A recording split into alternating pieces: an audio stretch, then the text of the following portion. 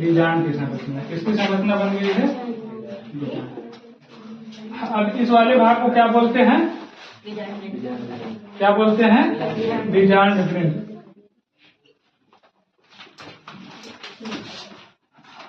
अब आप बताओ इसे क्या बोलते हैं?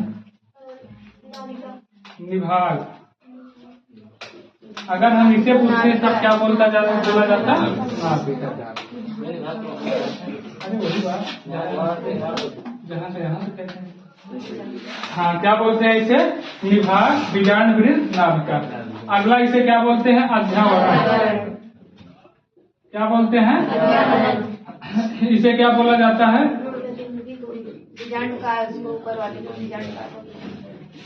इसको हम बोल देते हैं बीजांडकार। क्या बोल देते हैं? बीजांडकार। इसे क्या बोलेंगे? इसे क्या बोलेंगे? बीजांड। अब बात आती है यहाँ,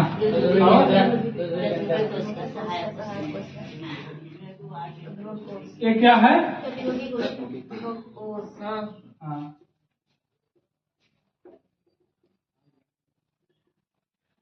प्रतिमुखी कोशिका। कौन सी कोशिका? इसे क्या बोला जाएगा?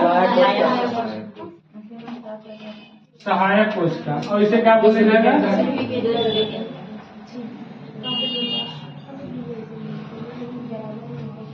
इसे बोला जाएगा द्विध्रुवी केंद्रक। अब कितना बन गए?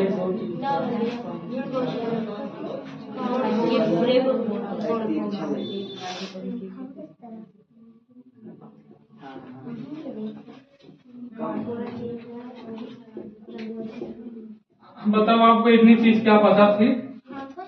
पता थी ना? हाँ, जिसको पता था बहुत अच्छा, और जिसको नहीं पता उसके लिए और बहुत अच्छा। कह लिए क्या उसको पता हो जाएगा ना? देखो, सबसे पहला है बीजांड वृंत। क्या है?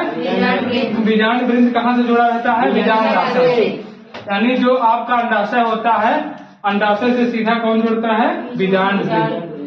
कौन जुड़ता है? बीजांड वृंत। अंडाशय के सबसे नीचे वाले छोर से, जहाँ से पुष्पासन बोलते हैं, बीजांडासन बोलते हैं ना, तो वहां से कौन जुड़ा रहता है? बीजांड वृंत। अब उसके बाद अगला आता है नाभिका। तो नाभिका क्या होता है? हाँ, बीजांड का वह भाग जहाँ बीजांड वृंत जुड़ता है उसे क्या कहा जाता है? नाभिका।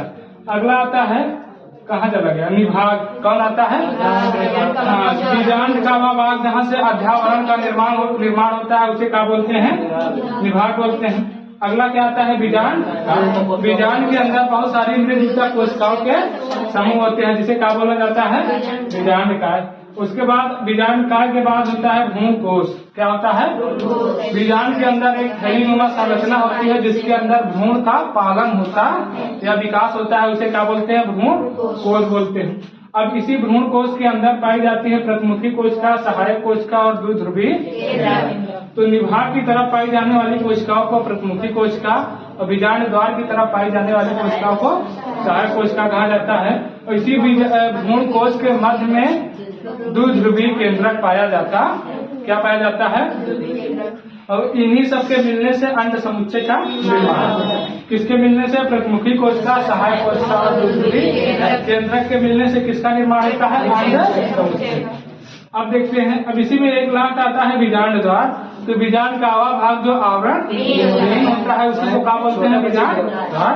अब इसमें एक छोटा सा छिद्र होता है जो कहाँ खुलता है? भ्रूणकोश के अंदर कहाँ खुलता है? अब बताओ, इतनी बात समझ में आई? एक किसकी संरचना है? बीजांड की। अब बीजांड पाया कहाँ जाता है? अंडाशय के। किसके अंदर पाया जाता है? अंडाशय के अंदर क्या पाया जाता है? बीजांड। और जब बीजांड पूरी तरह से परिपक्व हो जाता है तो भाई किसका निर्माण होता है? बीज का। बीजांड के परिपक्व होने से किसका निर्माण होता है? बीज का। और बीजांड की संरचना आपके सामने है, इसे आप देख लीजिए। संरचना कैसी है? पहला है बीजांड वृंत, नाभिका, निभाग। अगला क्या है? अध्यावरण। उसके बाद बीजांडकाय, भ्रूणकोश, प्रतिमुखी कोशिका, सहायक कोशिका, द्विध्रुवी केंद्रक, बीजांड। ये सब किसके अंग है? बीजांड।